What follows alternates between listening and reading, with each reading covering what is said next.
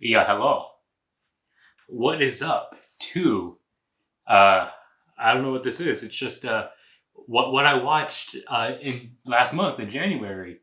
Uh, it's also the first video of the new year for me, so I guess that's something. But really, what I just want to do is mainly for myself.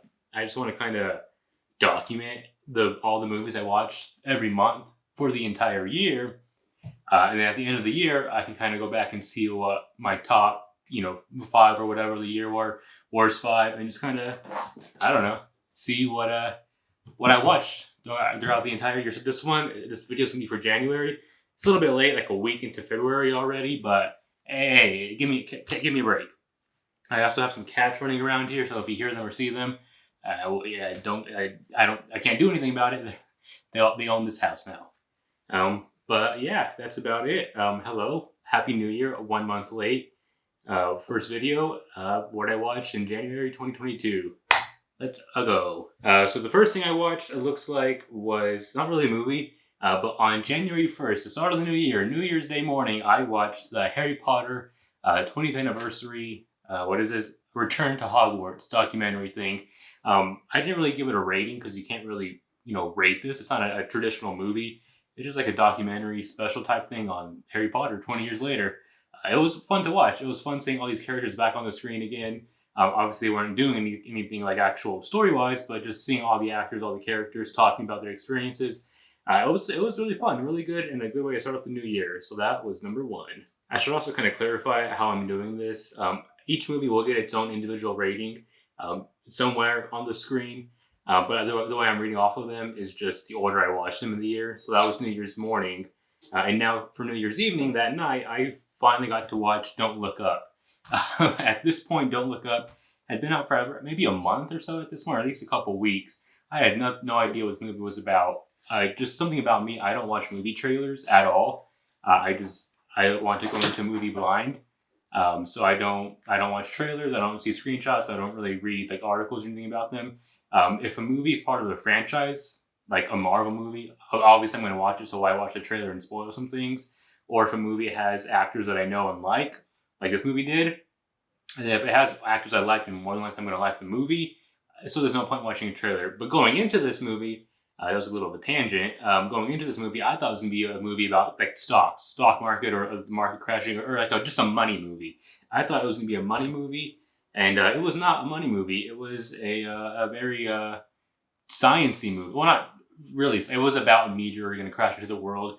Obviously, if you've seen it, it's about you know kind of how it's just a fake news commentary, really, on how in our life coronavirus people are like saying, oh, it's not real, or do this, don't do that, follow science, follow doctors, whatever.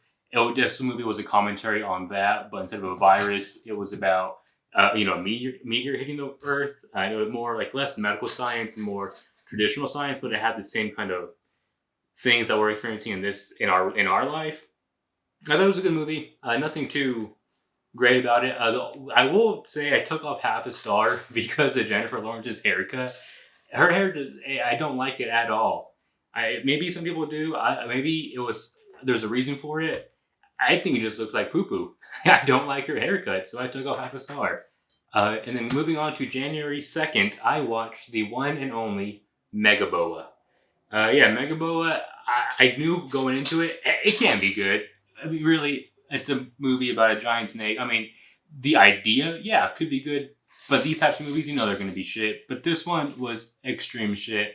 Like, not even, like, I watched it going into it thinking it was going to be so bad it's good. Not even that. Like, it's not even entertaining to watch because it's so bad. It's just a boring movie. Megaboa is hardly in the movie. When he is in the movie, it's, Megaboa shows up, and like this group of campers have to run away from him, so it's following like the people running away from the snake instead of this actual snake doing snake things. It's really bad. He's hardly in the movie until the end, and then when he's in the end, it's not much at all. There is one cool part. There's a little fight between the snakes chasing the people, but like the snake takes a detour. And spoiler alert, there's a giant spider on the island. What? And so like for 2 seconds, the snake and spider have a fight, and then the snake kills the spider, and okay, that's it. That was kind of cool. The coolest part of the movie, but don't watch it. It's shit. And then I guess I was on a bad movie streak because that same day I watched The Gardener. The Gardener, it's a story. It's a plot that's been done before. There's criminals, bad guys, burglars, whatever, are staking out this house. They're gonna go rob it or do whatever, and they think the family's gonna be away at this time. That's why they're robbing them at this time. But the last second, the family decides, you know what? No, we're gonna stay home. And then the burglars break into the house with the family still there. It's been done before. It's been done a lot better. In this movie, eh, the story, the plot, yeah, it works. It's whatever. It's serviceable. But the one bad thing about this movie, if you're gonna have a movie where someone has to go and save someone, and they're gonna save them by fighting off all these bad guys, the fight scenes have to be cool. They have to be good. They have to be entertaining to watch at the very least. And they were not. Like I hardly ever notice or commentate on choreography, whether it be like fighting moves or fight scenes. But this was like super noticeable because they were just so bad. They were just like super slow, so that the actors can kind of dodge and whatever. But it was just really bad. Like the actual movie, look wise, like it was shot well enough, and it looks competent. It looks like a decent movie, but the fight scenes just ruin it. Next, 2 days later, on January 4th, I finally watched Encanto, or I guess I'm brown, I should say Encanto. I finally got to watch it. It's been out for like a couple months, or like a month at this point. I got to watch it. I thought it was pretty good. It was a really fun Pixar movie. I'm pretty sure. Is it Pixar or is it Disney? Hold on. Okay, no, it's not. It's not Pixar. It's just a Disney animated movie. It's fine. It doesn't really change much. It's a good movie. Definitely has some catchy songs, of course. Good story. It's a fun watch. I definitely do. I really did enjoy the movie. My favorite song was a Strong Sister song. That's a good one. But yeah, not much else to say. If you like, these kind of Disney animated musical movies, watch it. You'll probably enjoy it. It's a good one. All right. And the very next day, January 5th, I watched 500 Days of Summer for the first time. Yeah, I know I'm kind of behind on this one. I thought I had watched this before in the past, but whenever I put it on to, watch it this time, I was like, okay, yeah, I've not seen this before. I thought I have. Apparently I haven't. And I can say I kind of missed it. I mean, I missed out on too long. It was a really good movie. A really cool way to tell the story, kind of like the time jumps and all that. Yeah, the writing was great. When you have a movie like this that's kind of focuses on two characters and it's being carried by both of them, really mainly one, but the story revolves around two of them. The characters have to be interesting and likable and have good dialogue. And yeah, all those boxes are checked here. So yeah, that is a good movie, and I'm glad I finally got to see it. All right, January 8th, I saw Scream. And I watched all of them, but in preparation for the new one. So I'm gonna just kind of lump all five Screams together at this point. I did watch them the next few days, but just for the sake of talking about them, I'm going to talk about all of them once right here. So January 8th, I watched Scream 1 for the first time. Again, kind of like the same thing as 500 Days of Summer. I thought I watched it, or maybe I've seen like bits and pieces of it, but I've never seen the entire movie. So I did that. I watched the whole first movie. And of course, it's great. It's a good movie. It's a classic horror slasher. It's a commentary on horror movies in general as well. Yeah, it was obviously really good. And it has something, when it comes to older horror movies like 70s, 80s, 90s horror movies, a lot of times the very first one, I think sucks. I mean, that's just my opinion. I think like some older classic horror movies, I don't know how they were successful enough to spawn sequels in a franchise. But this one, that's not the case here. It was a great movie. I'm glad all the sequels came out because all of them have been really good so far. But yeah, first one's a banger. Go watch it. Then I ended up watching Scream 2 3 days later on January 11th. So I watched Scream 2. And this one's more of the same. It kind of follows the traditional 90s horror sequel route where the first one happened while the characters were in high school. So obviously next up is to do the same thing, but when they're in college. So that's really what it is. It's a sequel, kind of the same thing happening, but in college. Great cast, great characters, great story. I would say the first two are kind of high up there. And then we got Scream 3. I watched this the next day, January 12th, and Scream 3, well, it's not a bad movie. It's definitely a fun, good Scream movie. It's definitely, in my opinion at least, the worst one out of the entire franchise. And that's just it was a circumstance of its time. It was in production during the Columbine shootings, and during that time, people were blaming media and movies for violence, so they kind of had to tone down the violence in the story. And because of that, they ended up changing script, setting, story, and all the kills were either off screen or with very little blood. I'm not saying like you need to have a horror movie needs to have gore and blood, but it's easily, you see it when you watch this one compared to the other ones. It's missing a lot of things. It's still a good movie. It still has all the Scream elements to a degree, but definitely the worst one. And then baby, what day was this? The 13th. No. Yeah, the 13th. Scream 4. Holy moly. I'm going to say it. I'm going to say it right here. This is the best Scream movie. It is. It's the best one. Fourth movie is the best movie. That's really hard for a franchise to say. But hey, I'm saying it here. The fourth one is my favorite movie. Now, to be clear, you can't just watch Scream 4. I mean, you can, obviously. But like, you're not going to... The reason I make it so good is because of callbacks to the other one. So I would say the best kind of general slasher movie, yeah, Scream 1's the better movie, but in the Scream franchise, the fourth one's the best. Without a doubt. It's just so good. I don't know how they nailed it so well. Like, if you watch 1, 2, 3, and then 4, it's just great. And then that was the 13th, so, on the same day, January 13th, I watched Scream 5. I watched it in theaters, of course, opening night. It was a blast. It was great because, I mean, if you don't know, Scream 1, 2, and 3 were all made within 3 years of each other. I think 3 or 4 years. And then Scream 4 was like 10 years later, and now Scream 5 is another 10 years later. In real time, like 2011 was Scream 4, and then 2022 Scream 5. So 10, 11 years between 4 and 5, or 3 and 4, 4 and 5, and it's great. It's up there with 4, man. Not as good as 4 or 1, but it's great. I mean, it's just all the story, the mystery, the characters. It has some actual really good characters. And it's obvious that the characters in Scream 5 are hopefully going to kind of become the main characters of the franchise going forward, like in Scream 6, 7, 8, But, and that's great because I loved them in Scream 5 and I can't wait to see more of them. And so overall, it's the Scream franchise. Great franchise. Go watch it. So rewinding a bit. So I watched Scream 1 on the 8th of January. Now back on the 10th of January, I watched Sing. And holy moly, I was impressed. Because obviously, musical animated movie for kids, you go in expecting one thing, and for the most part, I got it. But it went like above and beyond what I thought it was going to be. And maybe I'm just an idiot, but I thought it was really funny and actually like a really good movie with a good story. I liked it. I think it's better than a lot of other animated movies. It's great. Watch Sing. And then the next day, January 11th, Sing 2 is what I watched. And holy moly, I do have to say, I like Sing 1 better than 2. But 2 had some, I would say 1 was a better movie, but 2 had the better songs. That's what I'm going to say. But both very good movies. Watch them both. And it looks like I took a little bit of a break because my last movie was Scream 5 on the 13th. And my next one is a movie called Outside on January 17th. I have a bit of a funny story with this one. I watched this movie when it came out on the 17th.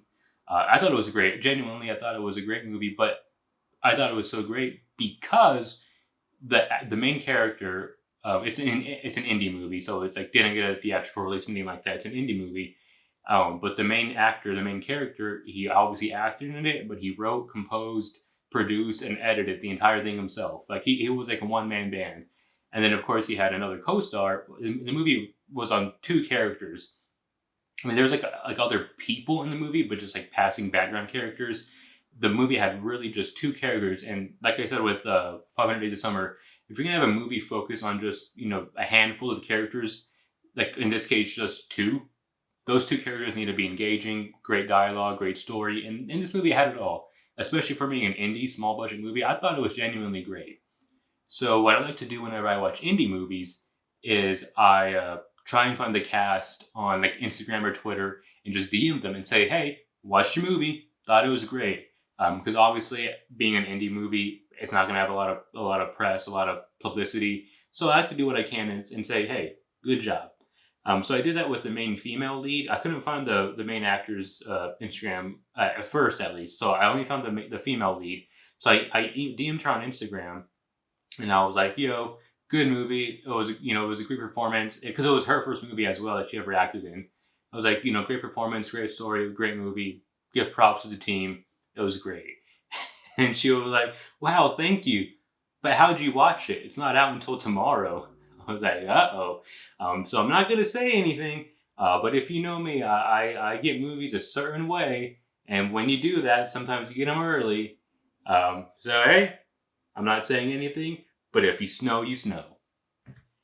And then I ended up talking to her for like an hour. She's actually really cool. And then I found the main lead's website, who had an email. You can email him. So I emailed him more of the same thing. If you check my letterbox, I have like that movie for Outside is the only like legitimate review I have my entire account, and I did that to give them like a boost of confidence. And then they posted it on like the movie's Instagram story, like wow, 4.5 stars. So that if you read that, that's like my only real review I have on the entire website. But yeah, hey, a good movie. I actually go watch it. It's a fun. It's not fun. It's like a slow burn drama character study, but hey, it's good for what it is. Go watch it. And then a few days later, I watched The Lorette. I think that's how you say it. I'm pretty sure it's a true story. I think at least based on a true story. I mean, it's about bi women back in like poetry time. I don't remember. I don't remember the time period. But it's obviously like an older movie or set in the older times of there's a couple. The guy's a writer. He's like, hey, I can't write. I'm having writer's block. And they're like, why don't we have a woman move in with us? And that woman was bi. So bi things happen. And yeah, I gotta say, it's a really good movie. Another character study piece. It's like a real based on a true story, like I said. So it's real people, real events. But yeah, go buy women. And then I guess I took a break off movie watching because that was the 21st, and now a week later on the 28th, I watched Confession. Now, if there's one thing I like about movies, it's when movies just start. Like there's no Potter. There's no kind of beginning. There's no there's no things in the beginning to just kind of extend the runtime. It's just movie. You start right in the middle of the action. Sometimes it can be a little confusing whenever a movie attempts that. But when a movie gets it right really well. One example is if you've seen, I think 2 years ago was Underwater. Movie opens with like Kristen Stewart brushing her teeth, and then bam, their like submarine ship gets water coming in, and like oh shit, okay, we're in, we're here, we're now, and the movie just starts just like that. So similarly to this movie, it starts off with like a guy writing like a suicide note or like a confession letter, and then it cuts to him gunning or like having a gun to a priest. Like it just starts and like oh okay, we're here, and it's a good movie. It's one of those movies like twists and turns. Sort of. I mean, you can see some of them coming, a mile away. Other ones you don't really see them that well. It's a good, entertaining movie for what it is. A guy is like, "Hey, I'm gonna hold this priest hostage. You better do what I say." And the priest is like, "I'm a man of God." And then the next day, I watched a movie called Life. Apparently, this is like a recent movie, like 2019, I believe. I'd never heard of it, and I can't believe it because it was like a really stacked cast. It's Ryan Reynolds, Jake Gyllenhaal, and Rebecca Ferguson. That's who it is. Rebecca Ferguson. It's like a great movie. It's them, or it's like 5 or 6 people on this on the ISS, International Space Station, and they ended up creating life on Mars. Like they reanimate, bring back to life Mars aliens, and it's just them. It's like on the ship with the Mars alien, and oh, bad things happen. It's pretty fun. It's not going to win any awards. I actually don't know if it won any awards. I doubt it. But it's a fun watch with a great cast. I definitely recommend. I'd never heard of it. If you've heard of it, if you've seen it, cool. I didn't. Life, go check it out. It's a good one. And then it looks like I ended off the month with a whimper, a really bad movie. I think this is my lowest score movie of the year. Actually, oh no, it's not. Close. Second worst reviewed movie of the year. The Ledge. It has just reading the description, it can go like one of two ways. Like being like just a really good, intense thriller movie, or it can be shit. It was shit. The description of the movie is something like a young woman is stuck on the ledge of a mountain with 10,000 feet below her and 4 murderers above her. What's going to happen? So that's what the movie is. Obviously, there's some setup, but when the movie starts, it's a girl just holding onto a ledge, 10,000 feet below her, and four murderers above her trying to kill her. So it's like, how's she gonna get out of it? If she goes down, she drops 10,000 feet. If she climbs up, there's four murderers up there. She's gonna die. What did she do? And I mean, story wise, the story and plot good. I mean, that's an interesting premise. It could have been done good if they were good in the movie. The main murder guy, I think his name Josh or something like that. He's an asshole. I mean, he has a good performance for being an asshole, but beyond like he acts like an asshole would. And he's like the best part of the movie, but he still sucks. He's still bad in the movie. Plus all the special effects, green screen, super noticeable. So this movie could have been good if better actors, better, I don't know, budget. Interesting premise, but did not execute. And yeah, that's what I ended up watching in January. So expect one of these for the every month for the year, and then come December, we'll kind of see my favorite movies of the year from this. And we're gonna do that by what I'm gonna try and do is every month, every video essentially, I'm gonna pick my favorite movie of 2022, like my favorite new release I saw, my least favorite new release I saw, and then my favorite movie not from 2022, but that I saw for the first time, and then worse for the same category. So basically 2022 and others. So my favorite I guess new releases, what did I see this year? Harry Potter doesn't really count. Was it just Scream? Oh, no, Sing 2 was December. Oh, Scream and Outside. Confession, The Ledge.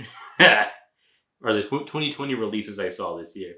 I'm gonna have to give it to Scream. Sorry. I mean, The Outside is genuinely a really good movie. I do recommend it. But I think Scream's more fun. And I like having fun, so I'm gonna say my favorite movie I saw, my favorite 2022 new release I saw in January was Scream 5. Worst, gotta be The Ledge. And then my favorite non-2022 movie I saw, it's going to be between Sing and Sing 2, Encanto, in 500 Days. I'm going to give it to Sing. Yeah, I'm going to give it to Sing.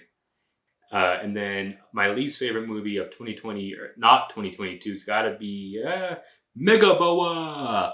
Yeah, that sucked. So I'm sure I'll put some posters or some shit in editing. But yeah, those are my picks for best and worst that I've seen so far. I'll see you next month. Bye!